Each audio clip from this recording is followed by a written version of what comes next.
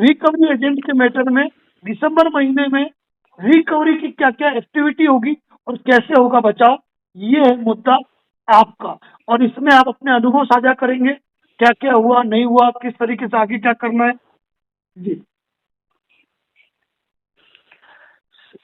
जो भी हमारे साथी भाई हैं जो भी किसी आर्थिक और विपरीत विषम परिस्थितियों के कारण डिफॉल्ट कर गए हैं और उनके लोन को डिफॉल्ट हुए 1 या 2 महीना हो चुका है, तो जाहिर सी बात है कि उन पे कॉलिंग भी बहुत आई रही होगी।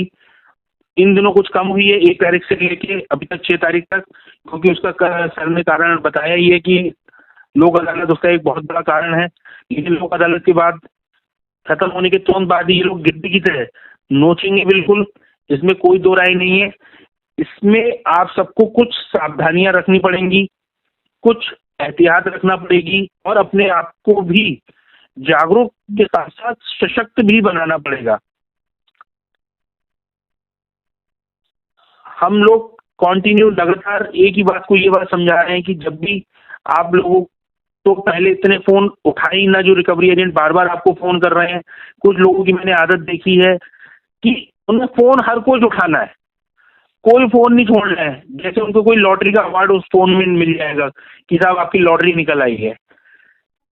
हर फोन को नहीं उठाना है जब आपको लग रहा है कि वो स्पैम कॉल है। ट्रू कॉलर हम पहले भी कई बार अपनी वीडियोस में बता चुके हैं कि अपने अपने फोन में ट्रू कॉलर को इंस्टॉल करें उस ऐप को, और उसमें की कॉल सेटिंग में जाकर स्पैम कॉल को ब्लॉक कर दीजिए।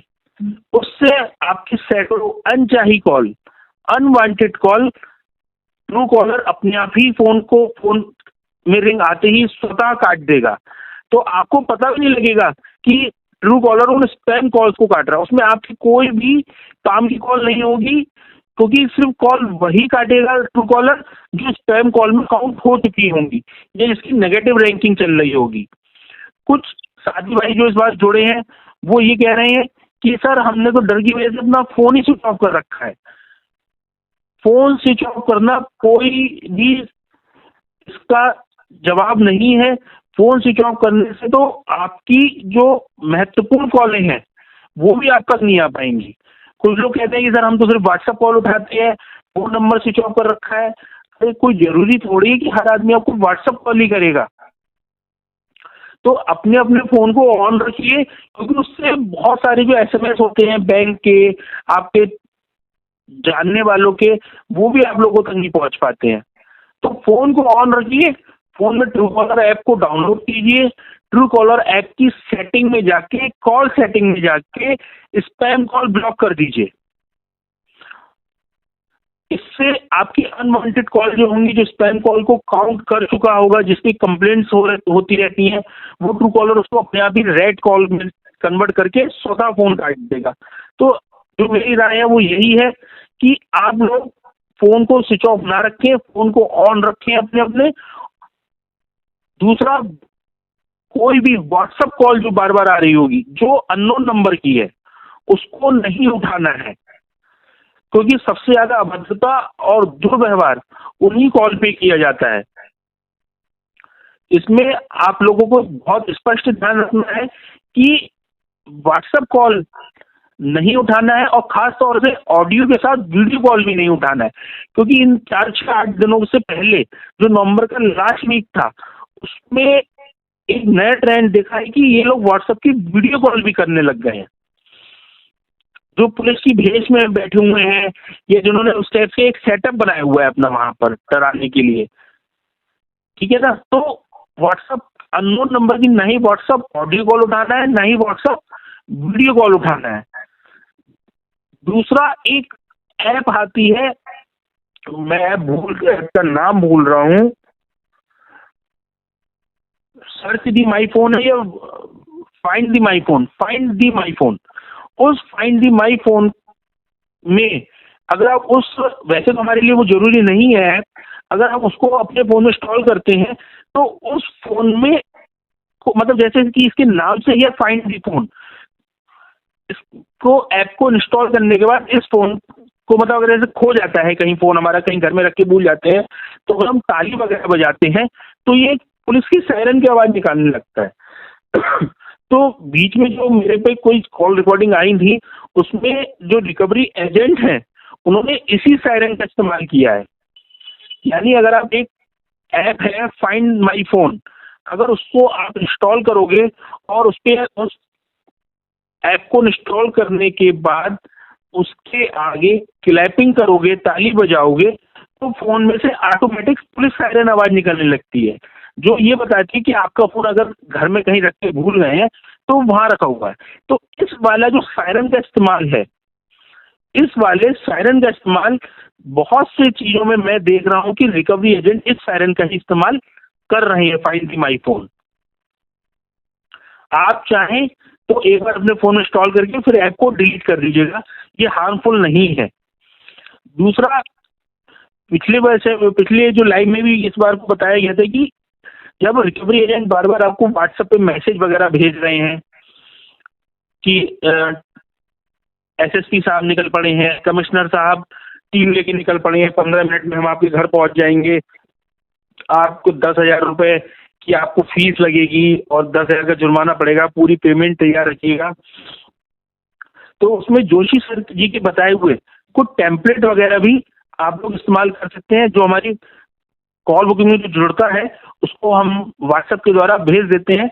बहुत से अधिकतर 99.99% केसेस में इसका पॉजिटिव रिजल्ट आया इन टेम्पलेट्स का, कि रिकवरी एजेंटों के मैसेज आने के बाद जब हम अपने टेम्पलेट्स भेज रहे हैं तो डिलीट फॉर ऑल कर दे रहे हैं, उनके अपने मैसेज डिलीट फॉर एवरीवन कर दे रहे हैं। तो वो भी हमारे लिए बहुत कारगर है। जो हमारी कॉल बुकिंग जो सदस्य भाई जुड़ते हैं उनको वो टेम्पलेट हमारी तरफ से भेज दिए जाते हैं, जो सर के द्वारा बनाए हुए हैं और कुछ उसमें मेरे द्वारा भी बनाए हुए हैं। इससे आपको एक तो ये बात पता लग जाती है कि वो लोग टोटली फ्रॉड बात कर रहे हैं और सिर्फ आपको एक पैनिक क्रिएट कर रहे हैं। बीच में हमारा एक बहुत डिस्टर्ब हम लोगों ने एक एजेंटों को किया था। ये लोग अशोक की लॉट वाले अपना स्टेटस है या अपनी डीपी है व्हाट्सएप पर अशोक की लाट वाली लगा रखी थी। फिर से इन्होंने नवंबर के लास्ट में वही ट्रेंड किया है कि पुलिस की वर्दी लगा दी है, डीपी में अशोक की लाट लगा दी है और उससे मैसेज भेज रहे हैं, आपको व्हाट्सएप कर रहे हैं। तो उसमें भी आपको पैनिक क्रिएट नहीं होना है। तीसरा, इसमें इन्होंने जैसे किसी रिकवरी एजेंट ने आपको कॉल किया और उसने आपको डराया, धमकाया, इधर उधर की बातें करी, आप उसके काबू में आए या नहीं आए वो एक अलग बात है। उसके 2, 4, 10 मिनट बाद, घंटे आधे घंटे बाद ही वो एक ऐप आती है बॉम्बिट यूपी। उस बॉम्बिट यूपी के द्वारा आपको 150 से 200 SMS जो 10 से 15 मिनट में डिलीवर हो जाएंगे, अननोन आईडी से आने शुरू हो जाएंगे ऑटोमेटिक। तो उसमें भी आपको घबराना नहीं है, वो सिर्फ फ्रॉड है और आपको पैनिक क्रिएट करना है। उस जो मैसेज आएंगे, SMS आएंगे, उनकी कोई बर्थ नहीं है जिसमें OTP होंगे दुनिया भर के।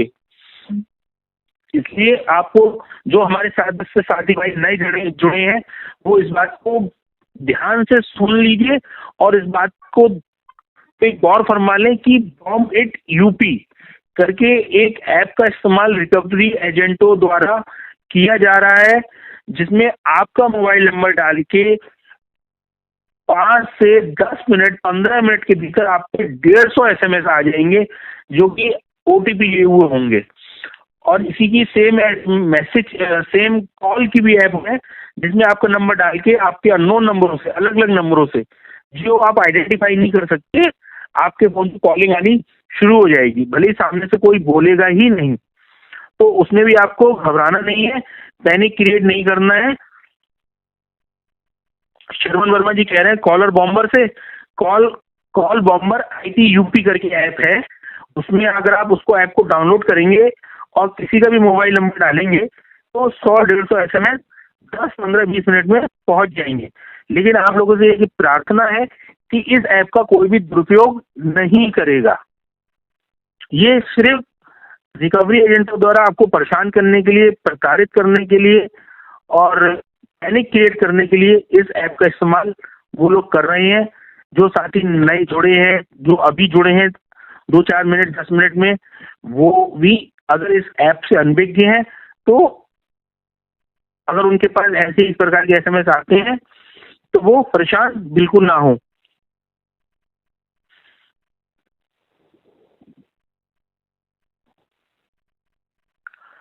दूसरा, नवंबर के लास्ट वीक में जो अभी हफ्ता भर पहले बीता है, रिकवरी एजेंटों के अनेकों फोन अपने साथी भाइयों के पास आ रहे थे और वो अभद्रता का परिचायक बने हुए थे। घर पे विजिट कर रहे थे, उनके कार्यस्थल पे विजिट कर रहे थे, और जिसमें सैकड़ों कॉल मेरे पे ट्रांसफर की गई, कॉन्फ्रेंस पे मेरे से बात कराई गई, जिसमें मेरे द्वारा बात की भी गई उन एजेंटों से, लेकिन वो कोई भी एजेंट 5 से 6 मिनट, 2, 4, 5 मिनट से ज्यादा नहीं टिक पाए। और इसकी ऑडियो रिकॉर्डिंग आप लोगों को हमारे Facebook page advocate Narendra Joshi associate, Facebook page advocate Narendra Joshi associate, YouTube channel और इंस्टाग्राम पेज से भी आपको उसके बारे में जानकारी मिलती है। तो जब हम बात कर सकते हैं फोन पर, जो कि हम सामने भी नहीं है और आप लोग तो सामने भी हो, तो आप लोग इतना उनसे घबराने की कोई नीड नहीं है। सर, सबसे बड़ी बात कहते हैं जोशी जी भी कि आपके हाथ में एक हथियार है जिसका नाम मोबाइल फोन है। उसका जब कैमरा खुलता है ना तो अच्छे अच्छों का बैंड बज जाता है। तो वो फोन का इस्तेमाल सिर्फ आप रील देखने के लिए मत कीजिए। इस आप फोन का इस्तेमाल तो हम सिर्फ रील देखने के लिए करेंगे, दिन भर उस पर उंगली चलाते रहेंगे और रील देखते रहेंगे पलट पलट के। तो अगर हम प्रॉब्लम्स में हैं तो ये प्रॉब्लम्स से भी बाहर भी आएंगे। आज समस्याएं हैं, कल को नहीं होंगी। ये समय हमें कुछ सिखाने के लिए आया है, हमें कुछ समझाने के लिए आया है। तो ये गोल्डन टाइम मानिए, ये मत मानिए कि कहाँ फंस गए यार ये जंजालों में।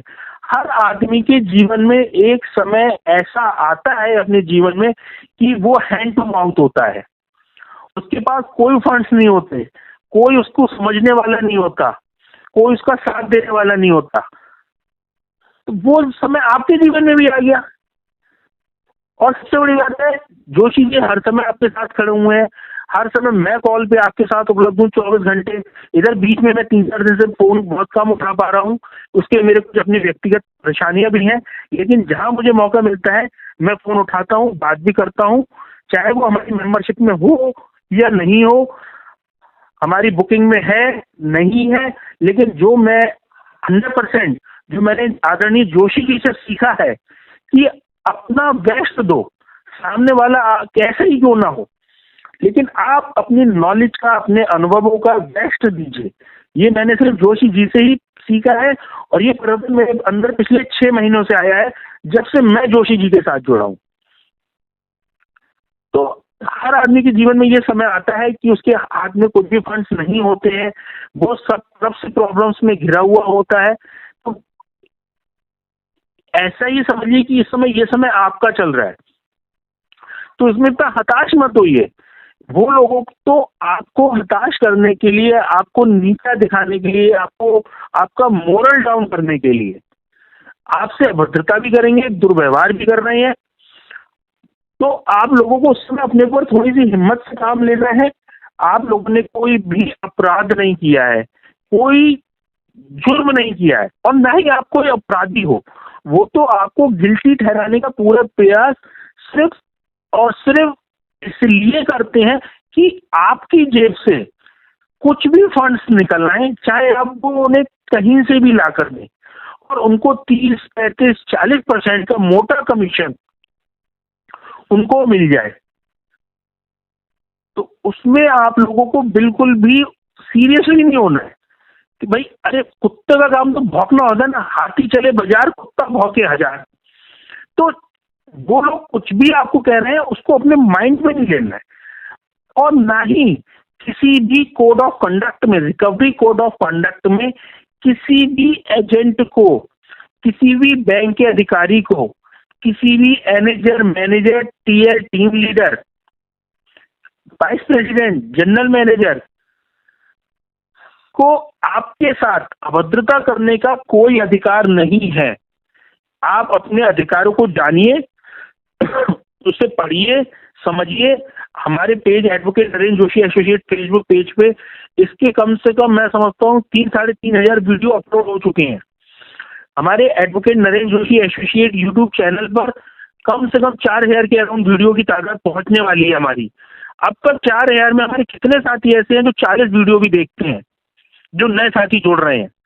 प्रॉब्लम तो उनके साथ बहुत है, हम मानते हैं, वो सारी प्रॉब्लम हमें बताते हैं।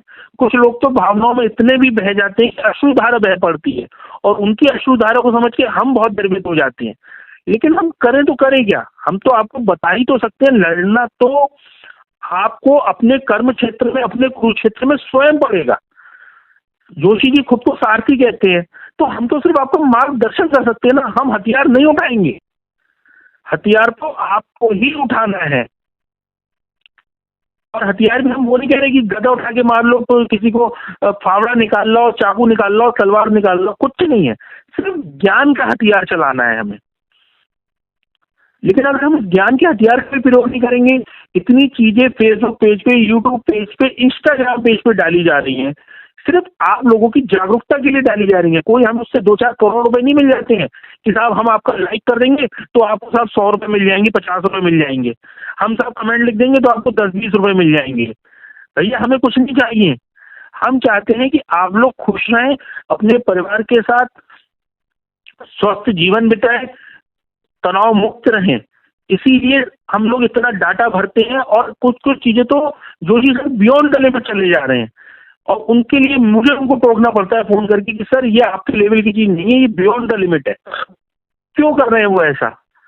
क्यों? क्योंकि वो भी समझते हैं कि यार ये चीज अच्छी है, भले ही बियॉन्ड द लिमिट है, डाल देते हैं, कोई प्रॉब्लम क्रिएट होगी तो देखा जाएगा, ठीक है ना।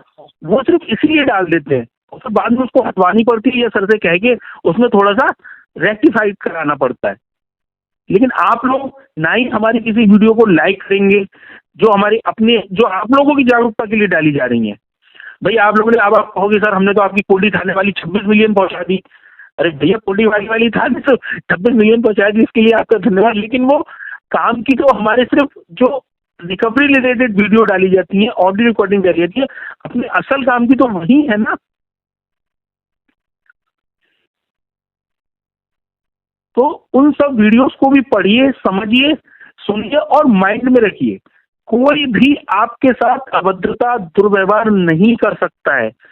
पिछले बार की भी वीडियो में कई बार सर भी बता चुके हैं कि आईसीआई बैंक वर्षा शांति देवी 2008 सुप्रीम कोर्ट ने सीधा सा जजमेंट दिया है कि कोई भी collection manager, team leader, recovery agent आपके बताए हुए समय और आपकी बताई हुई जगह पर ही मिलने आ सकता है और शालीनता और नम्रता के साथ आपसे सिर्फ और सिर्फ निवेदन कर सकता है ईएमआई के चुकाने के लिए।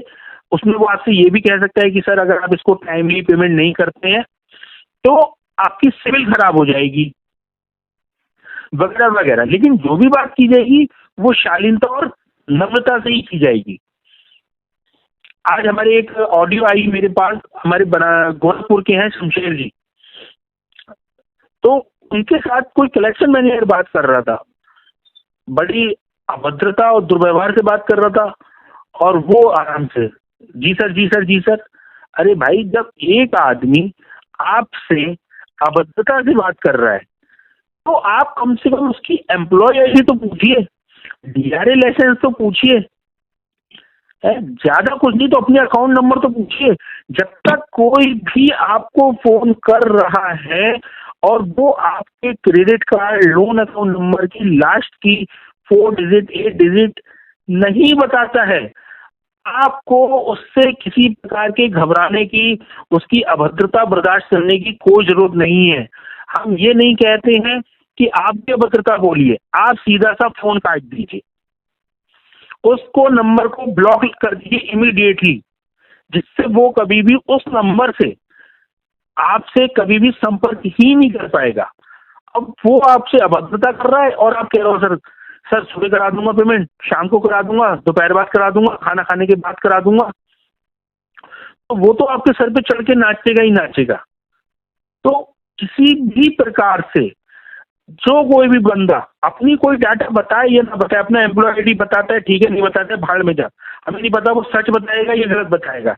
डीआरए लाइसेंस नंबर अपना हम पूछते हैं, बता रहा है, क्या पता गलत बता रहा है, सही बता रहा है, हमारे पास कुछ जांचने का थर्मामीटर तो है नहीं उसका, ठीक है ना। वर्क ऑर्डर की कॉपी तो वो हमें दे नहीं दे रहा, तो कम से कम हम अपनी अकाउंट की लास्ट की 4 डिजिट या अकाउंट नंबर तो पूछ सकते हैं ना। अगर वो अकाउंट नंबर नहीं बता रहा है, मैं लास्ट में एक बार फिर सबसे कह रहा हूँ, चीख के बोल रहा हूँ, मुझे नहीं पता आपको मेरी आवाज इतनी अच्छी आ रही है नहीं आ रही है, लेकिन मैं स्पष्ट बोल रहा हूँ, अगर कोई भी आदमी जो कॉल आपको करके आपसे पेमेंट भुगतान मांग रहा है और अगर वो आपके लास्ट की 4 डिजिट, 8 डिजिट, 9 डिजिट, 12 डिजिट नहीं बता पा रहा है, आपको कोई जरूरत नहीं है उससे बात करने की, सीधा फोन काट के ब्लॉक करिए। उसकी अभद्रता, उसका दुर्व्यवहार, आप उसको आपके घर में घुसने का रीजन कि तुम खाना कैसे खा रहे हो, तुम घर कैसे चला रहे हो, तुम गाड़ी में पेट्रोल कैसे पड़वा रहे हो, आपको नो नीड टू टॉक, कोई बात करने की जरूरत नहीं है, कोई सफाई देने की जरूरत नहीं है। अगर अकाउंट नंबर बताएगा तो बात होगी, अकाउंट नंबर नहीं बताएगा कोई बात नहीं होगी, तेरा नंबर काटूंगा, कंप्लेंट अलग करूंगा और ब्लॉक अलग करूंगा। अगर किसी को मेरी बात समझ में आ रही है तो एक बार व्हाट्सएप पे, वो व्हाट्सएप कह रहा हूँ, फेसबुक पे और यूट्यूब पे यस लिख दीजिए जिनको मेरी बात समझ में आ रही है। नहीं समझ में आ रही है तो भी लिखें और समझ में आ रही है तब भी लिख दीजिए। ये आप लोगों से एक निवेदन है जिससे अगली बार शुरू की जाए। जो भी हमारे साथी नए जुड़े हैं पिछले 2-4-10 दिन में, हफ्ते भर में, 15 दिन में, उन सबसे सीधा सा निवेदन है, अगर कोई आपको फोन कर रहा है, आपसे पेमेंट मांग रहा है, भुगतान मांग रहा है, आपको प्रताड़ित कर रहा है, मानसिक उत्पीड़न दे रहा है, सबसे पहले अकाउंट नंबर की डिजिट पूछिए, अपने क्रेडिट कार्ड की डिजिट पूछिए, उसको उसका पूरा इंटरव्यू लीजिए। लास्ट पेमेंट कब हुई थी, अब कब होगी, कितना आउटस्टैंडिंग है, मतलब उसको 5-7 मिनट यही ठिकाना है। जैसे वो टेम्पर हाई करता है बस वही हमारी रिकॉर्डिंग का बेस बनेगा और वही कंप्लेंट का बेस बनेगा हमारी। लेकिन सबसे पहले कंफर्म यही करना है कि हमारी लास्ट की 4 डिजिट क्या है। मैं बार बार इसलिए कह रहा हूँ कि बहुत तेजी से हमारे जो अनुसरण करता है, फॉलोअर है, वो जुड़ रहे हैं, बढ़ रहे हैं, इंक्रीज हो रहे हैं, डिक्रीज हो रहे हैं, इसलिए मैं इस चीज को बार बार बोल रहा हूँ।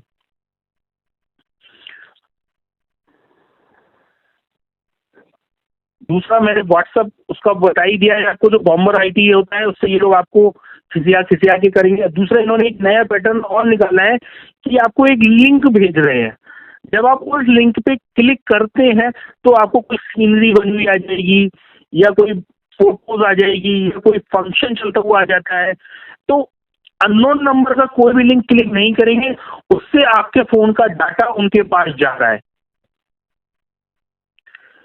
जो नंबर के लास्ट में कॉल आई थी उन सब भाइयों ने मुझे यही बताया कि सर एक अननोन नंबर से लिंक आ रहे हैं, ब्लू करके, ग्रीन करके, क्या करना है। हमने कहा उसको क्लिक नहीं करना है, सीधा सा उस नंबर को ब्लॉक करो और जो लिंक जिस माध्यम से आया है उसको डिलीट फॉर एवरीवन कर दो अपने मोबाइल में भी, क्योंकि उस पर क्लिक करेंगे तो तुरंत एक स्क्रीन बनी हुई आ रही है और स्क्रीन आ रही है, कोई पिक्चर आ जाती है या कोई वीडियोज भी चल पड़ती है, तो वो आपका फोन हैक हो है और उसका आपका जो कॉन्टैक्ट लिस्ट है या आपकी गैलरी की फोटोज हैं ये सामने वाली पार्टी के पास चली जाती हैं, आपके फोन की डिटेल भी चली जा रही है उसमें।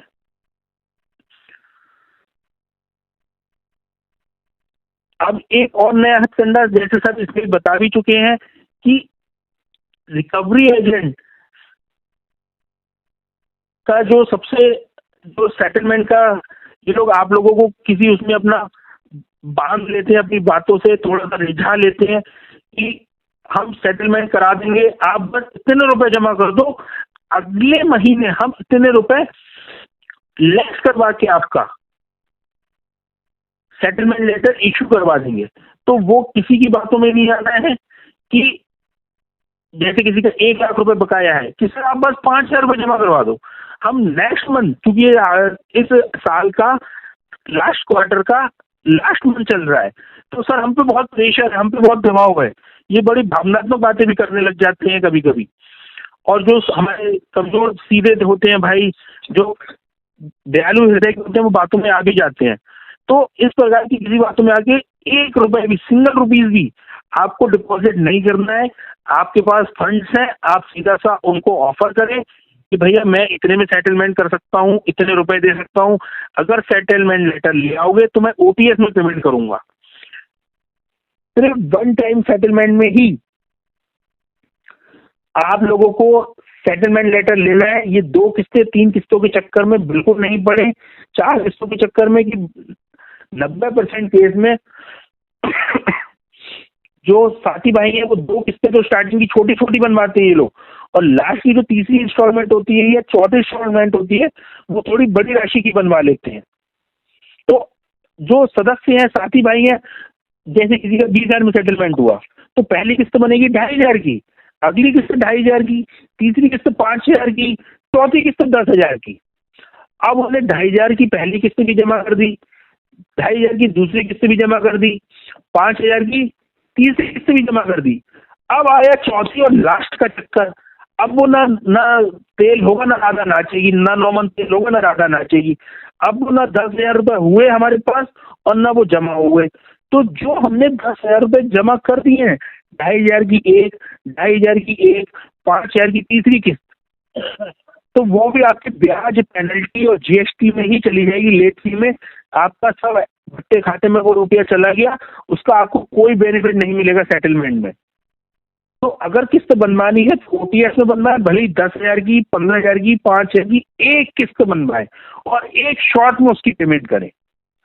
और रिकवरी एजेंट से क्लियर बोले कि भैया कम से कम 10 दिन से लेके 15 दिन तक का समय हमें इसमें दिलवाना, लेटर में, सेटलमेंट लेटर में लिखा हुआ हो पेमेंट डेट। बहुत से जो नवंबर में सेटलमेंट लेटर इशू हुए थे उसमें सेटलमेंट लेटर की सिर्फ सेम डेट डाली गई थी जिस दिन का सेटलमेंट लेटर इशू हुआ था, और वो बाद में विवाद के सब विषय बने। 1 दिन बाद, 2 दिन बाद, 3 दिन बाद वो किस्तें जमा हुई, फिर उसमें भी आखिर में वाद विवाद हुआ कि ये पेमेंट की डेट ये थी, आपने 3 दिन बाद रुपए जमा करे हैं सर।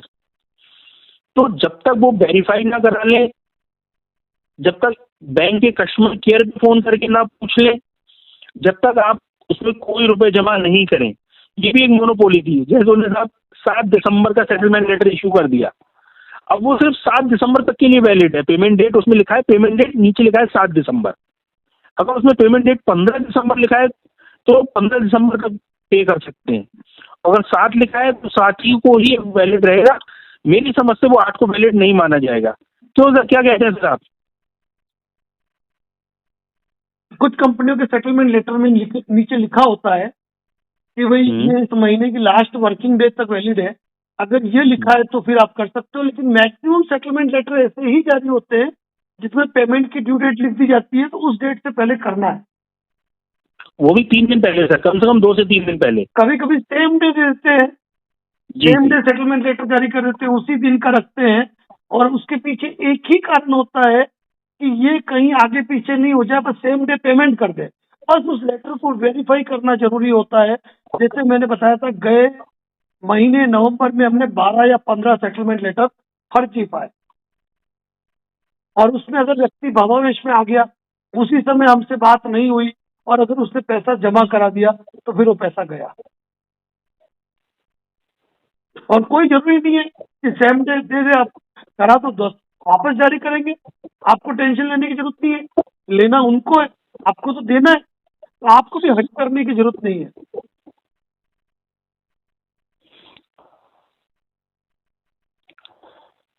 दिनेश जी, आपके प्रश्न पे भी आ रहा हूँ मैं, अरेस्ट वारंट वाले प्रश्न पे भी आऊंगा। इसमें एक दशरथ जी कह रहे हैं सर कि ये कैसे पता करें कि हमारा कार्ड एनपीए हुआ है या नहीं हुआ है। दशरथ जी, जो मेरा अनुभव है उसमें जब आपके पास क्रेडिट कार्ड बैलेंस के जो मैसेज आते हैं, जो बिल जनरेट होते हैं मंथली, अगर उसमें राशि बढ़ना बंद हो जाए तो मैं समझता हूँ वो कार्ड एनपीए में चला गया, राइट ऑफ हो गया। सर इसमें क्या कहेंगे सर?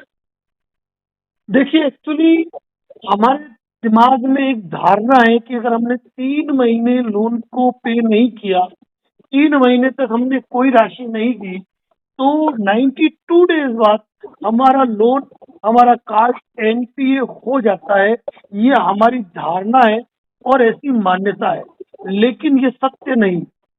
एक्चुअली कंपनियां कभी भी नहीं चाहती है कि आपका लोन एनपीए हो, यानी कि एनपीए क्लासिफिकेशन हो।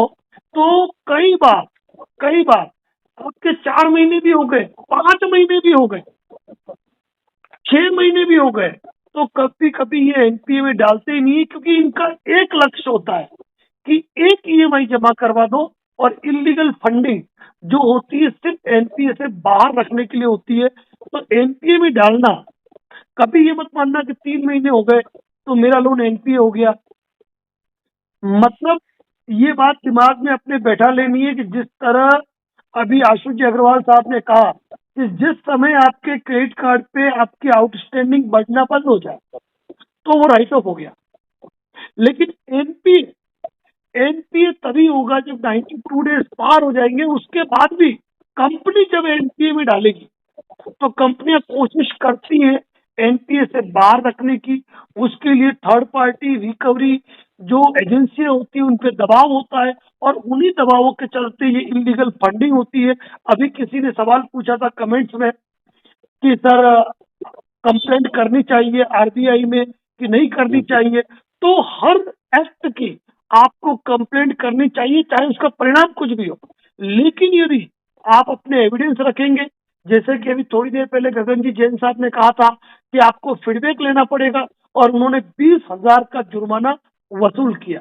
और सबसे बड़ी बात क्या है, लोन उनका डिफॉल्ट है, 4 महीने से वो पे नहीं कर रहे हैं, उनके कार्ड में इलीगल फंडिंग हुई, उन्होंने कंपनी को मेल की, कंपनी कोई सेटिस्फेक्शन रिप्लाई नहीं दे पाई, उन्होंने आरबीआई लोकपाल को कंप्लेंट की, 20,000 का जुर्माना लिया, और उसका डिमांड ड्राफ्ट बन के आया।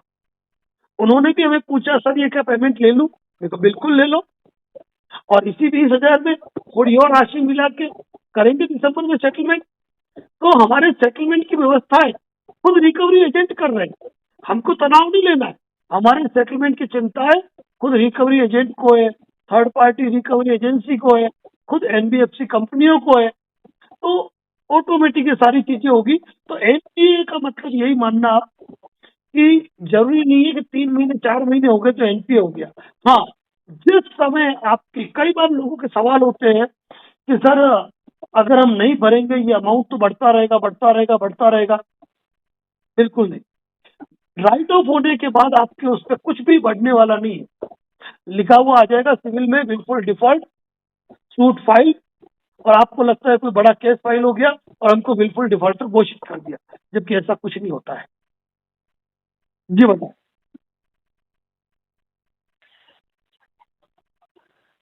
खुद हमारे पंड्या जी डॉक्टर साहब कह रहे हैं 4 बार आरबीआई में कंप्लेंट किया, हर बार 10,000 कंपनी ने भरा लोन अकाउंट, लेकिन उसकी कंप्लेंट फाइल करते रहो।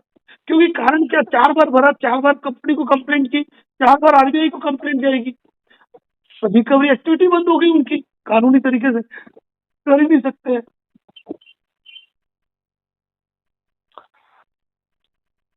सर जब ड्यू अमाउंट पर जीरो था, रिकवरी वाले घर पे आके बदतमीजी करे, तो बात क्या चल रही है। इतनी समय आशु जी ने क्या भजन गाए, जॉनी जॉनी यस पापा तो सुनाया नहीं। बस बात ये है कि क्वेश्चन आपके वही होंगे जिसपे हमारे हजारों वीडियो बने हुए। कल परसों का वीडियो देखा आपने कि हमारे एक साथी घर के अंदर थे, रिकवरी एजेंट आया, उन्होंने सीधा इंटीमेशन लेटर हाथ में पकड़ा है और वीडियो रिकॉर्डिंग करने लग गए। वो बंदा वीडियो रिकॉर्डिंग से दूर भागे। बस वीडियो रिकॉर्डिंग, आशु जी ने यही कहा, क्या कहा कि केवल रील देखने के लिए नहीं है, ये तीसरी आंख बड़ी खतरनाक है, इस तीसरी आंख का इस्तेमाल बड़ा खतरनाक है। मैं वही तो कहता हूँ कि जब भी रिकवरी एजेंट होम विजिट की बात करे, रिकवरी एजेंट नोटिस, और वो लंबे लंबे जिसमें बहुत सारे वीडियो की लिंक है वो भेज दीजिए। और भले आपने प्रायर नोटिस भेजा और नहीं भेजा हो, ये 3 चीजें आप भेज सकते हो जो advocate Narendra Joshi WhatsApp channel पे है। आपको बता दूं मैं, 4,000 प्लस मेंबर्स हो चुके हैं advocate Narendra Joshi WhatsApp channel पे। जब आशु जी एडमिन बने थे ना उस व्हाट्सएप चैनल के, उस समय वहां पर 3,000 मेंबर थे, 1,000 मेंबर अभी बढ़े हैं। और जब से आशु जी ने कमान संभाली है, मैं व्हाट्सएप चैनल देखता नहीं हूँ, व्हाट्सएप चैनल पर वो अच्छे अच्छे जजमेंट, अच्छे अच्छे टॉपिक्स डालते रहते हैं जो आपके लिए बहुत फायदेमंद है, जो आपको देखने चाहिए।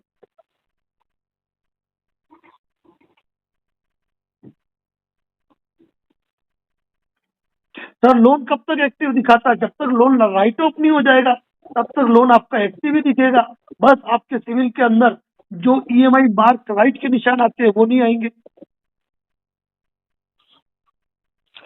सर एक बहुत बढ़िया प्रश्न पूछा है सुनील कुमार जी ने।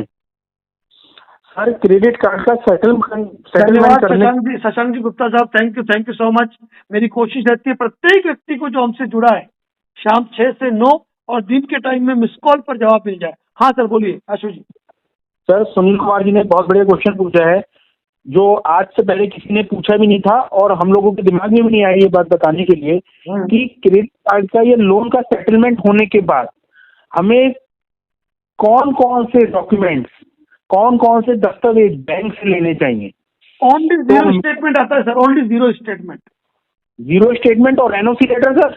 उसमें एनओसी नहीं रहते सर, उसमें एनओसी नहीं आती है जी। और जी जी जी जीरो स्टेटमेंट आएगा। लोन के अंदर आपकी एनओसी होती है, अनापत्ति प्रमाण पत्र, नो ऑब्जेक्शन। जी जी नयन जी व्हाट्सएप भी आ गए। नयन भट्टी जी, नयन जी व्हाट्सएप ने तो कमाल किया है कि अपने केसेस को खुद लीड करके केस खत्म करा है। सर आपने जो हाथ रखा हुआ है उनके ऊपर। नहीं बात तो ये ना, अभी अपने साथ जितने भी लोग जुड़े हुए हैं, अभी मैं आपको दिखाऊंगा सर कि अपने फेसबुक पे भले ही 321 साथी दिख रहे हैं लेकिन फेसबुक पे 31,400 लोग अपने चैनल पे विजिट कर चुके हैं अभी इस वीडियो पे, इस लाइव पे। तो 31,400 सुन रहे हैं लेकिन अप्लाई सिर्फ 4 लोग करेंगे। बात ये आती है।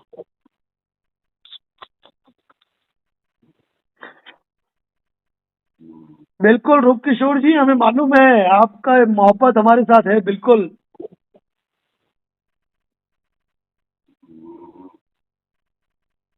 सर क्या करना है प्लीज गाइड कर दो, किस मैटर में? चोलामंडलम फाइनेंस के बारे में बताओ। सुमित जी बहुत ज्यादा बोल सकता हूँ उसके बारे में, उनका पैनल लॉयर रहा था मैं। रूप किशोर जी को वर्मा जी नमस्कार कर रहे हैं। साथियों हर कंपनी का अपना तरीका होता है। एक विशेष रूप से ध्यान रखिएगा, एनओसी लगभग जो प्रॉपर्टी लोन होते हैं या फिर अपने जो व्हीकल लोन होते हैं, इन मैटर के अंदर लगभग इसीलिए जारी की जाती है ताकि आप ये प्रॉपर्टी किसी को सेल आउट करें, ये व्हीकल किसी को ट्रांसफर करें तो आप अपना हाइपोथिकेशन हटवाएं उसके लिए। बाकी लगभग जीरो स्टेटमेंट या एनडीसी होती है, नो ड्यू सर्टिफिकेट। सर आपके कारण मेरा चोला का 21% में सेटलमेंट हुआ। बिल्कुल सर, थैंक यू डॉक्टर साहब। सर मैंने साइबर सेल में कंप्लेंट कर दी है, बैंक को भी कंप्लेंट कर दी। हाँ ये चीज जरूर ध्यान रखिएगा, जब भी फोन कॉल करके कोई रिकवरी एजेंट परेशान करता है, उलझन गाली गलौज करता है या रिकवरी या फिर व्हाट्सएप पर अभद्रतापूर्वक मैसेज करता है तो पहले cybercrime.gov.in पे जाके एक कंप्लेंट फाइल कर दो। उसकी पीडीएफ मिलती है, उस पीडीएफ को फिर उस एनबीएफसी को कंप्लेंट के साथ में अटैच करो, फिर कंपनी को करो। देखो कंपनी कितनी जल्दी फास्ट एक्टिव होती है।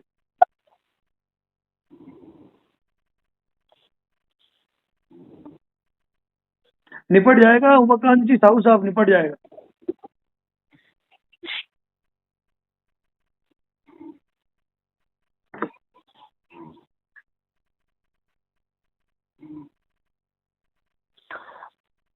सर बहुत से लोग पूछ रहे हैं कि अगर कोई रश्मि जी कह रहे थे 5,100 थी, 11 हो गई, 11 से 21 हो गई, अभी 11 ही है। अभी हमने दिसंबर यानी कि 2025 तक 11 ही रखी है। आप निश्चिंत रहे, आप ऑफिस नंबर पर कांटेक्ट कर सकते हैं। जी बताएं सर क्या कह रहे हैं? सर मैं ये कह रहा हूँ कि जो नोटिस आते हैं बैंक से जैसे डिमांड नोटिस, डरिंग नोटिस, तो बहुत से अपने जो फॉलोअर भाई हैं पूछ रहे हैं कि इन नोटिसों को क्या जवाब दें। तो मेरी समझ से सर इन नोटिसों को एक ही जवाब है, प्रायर नोटिस। अगर हमने प्रायर नोटिस बैंक को भेज दिया है वित्तीय संस्थान को, तो इन नोटिसों का रिप्लाई देना तो सर कोई जरूरी नहीं हुआ। सर क्या कहेंगे सर आप?